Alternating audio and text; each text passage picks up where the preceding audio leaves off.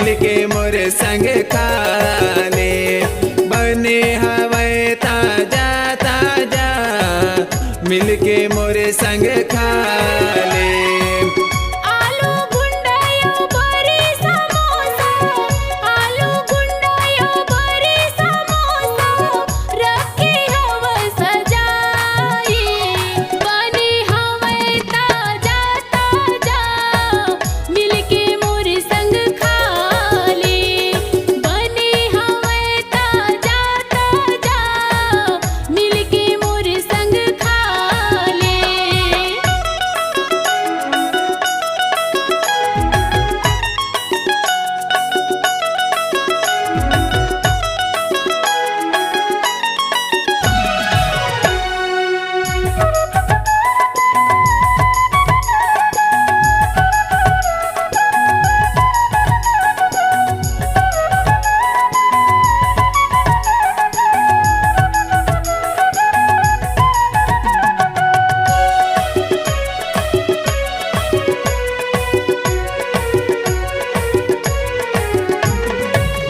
संग में हवे एकर करही, हवे संग में मिर्ची वो।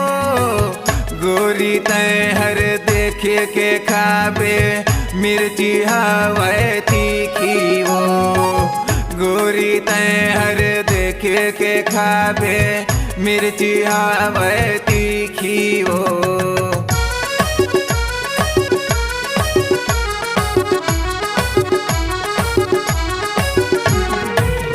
संग में हवे एकर करही, हवे संग में मिर्ची वो। गोरी तैहर देखे के खाबे मिर्ची हवे तीखी वो। गोरी तैहर देखे के खाबे मिर्ची हवे तीखी वो। लल्लू भैया के खुले है ढाबा, लल्लू भैया के खुले है ढाबा, हवा सब ले निराले। बने हवे ताजा ताजा मिलके मोर संग खाले। बने हवे ताजा ताजा मिलके मोर संग खाले।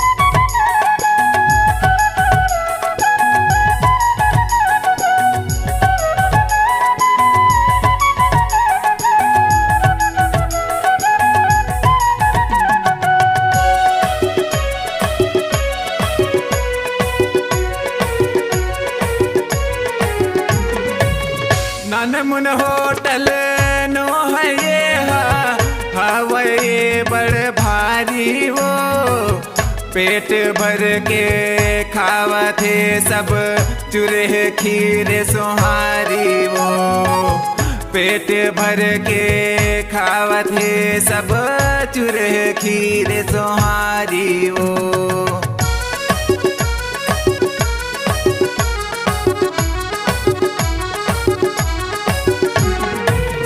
नानमुन होटल नो है ये हवे बड़ भारी वो पेट भर के खावत है सब चूरे खीर सोहारी वो पेट भर के खावत है सब चूरे खीर सोहारी वो घिउरी बोरिया के रहैया भैया घिउरी बोरिया के रहैया भैया माया में सब फसाए बने हवे ताजा ताजा मिलके मोर संग खाले बने हवे ताजा ताजा मिलके मोर संग खाले आलू गुंडया बरी समोसा आलू गुंडया बरी समोसा रखे हव सजाई बनी हवे ताजा ताजा मिलके मोर संग खाले बनी हवे ताजा ताजा मिलके मोर संग खाले बने हवे ताजा ताजा मिलके मोर संग खाले बने हवे ताजा ताजा मिलके मोर संग खाले बने हवे ताजा ताजा मिलके मोर संग खा